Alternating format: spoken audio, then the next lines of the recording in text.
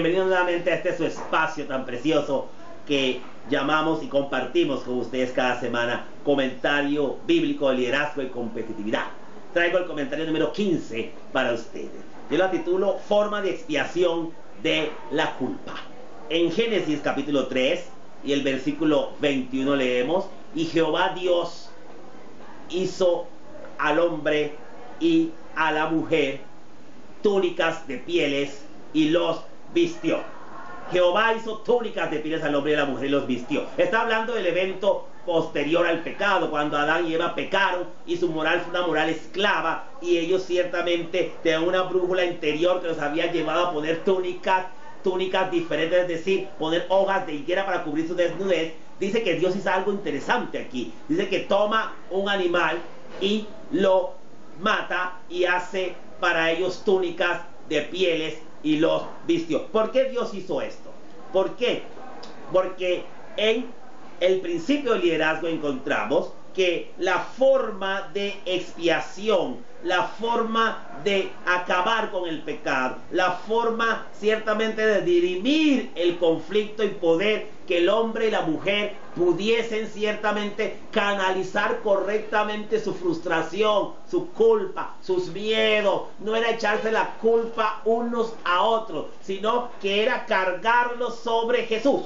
Dice aquí, tomó ese animalito y les hizo pieles y los vistió. Esas pieles representan entonces las vestiduras de Cristo Jesús. Ese primer animal que moría, supongamos que era un cordero, ese cordero que moría representaba el cordero de Dios que quita el pecado del mundo. Ese animalito que moría era inocente. Él no cargaba con la culpa de Adán ni de Eva por sus pecados, por su moral esclava, pero Dios impuso sobre ese animal ciertamente la culpabilidad. Aquellos que no habían participado en pecado, lo hizo pecado. El que era inocente, sin mancha, lo hizo ciertamente culpable.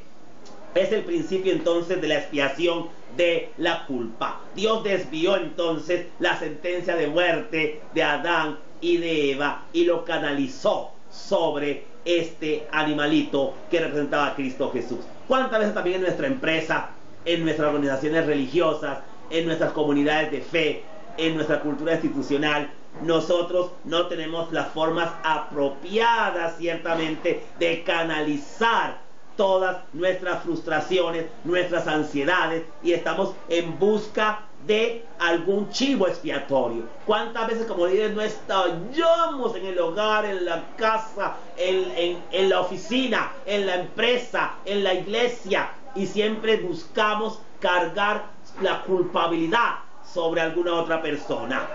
Pero acordémonos que esto solamente puede ser hecho por Dios.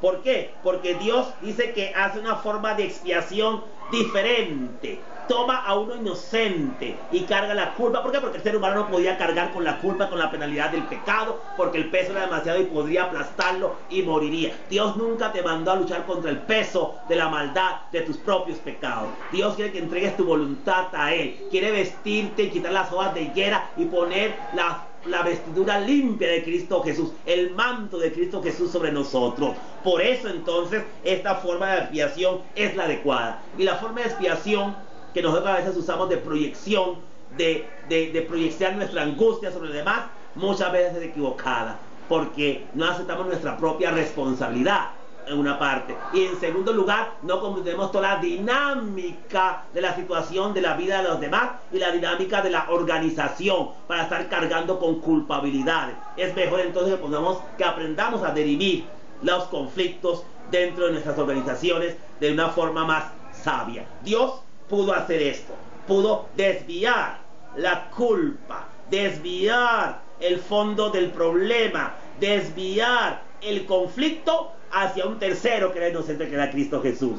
Pero nosotros no podemos hacer eso en nuestra humanidad, porque destruiríamos la cultura organizacional. Debemos aprender entonces a saber proyectar y negociar y desarrollar estrategias para poder terminar con los conflictos que existen dentro de nuestras organizaciones.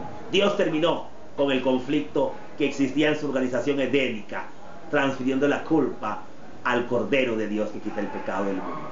nosotros debemos aprender como Él, pero que Él nos enseñe a que nosotros también podamos hacer de esta forma que Él nos enseña a buscar la salida mejor,